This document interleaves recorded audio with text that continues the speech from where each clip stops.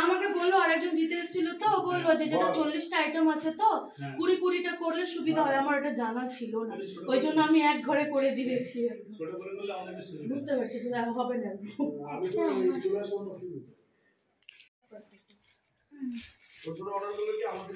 আর বুঝতে পারি আমার জানা ছিল না।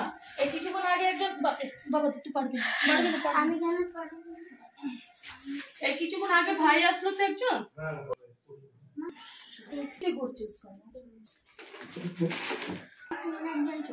ও মা, এতগুলো পার্সেল আবার কিসের?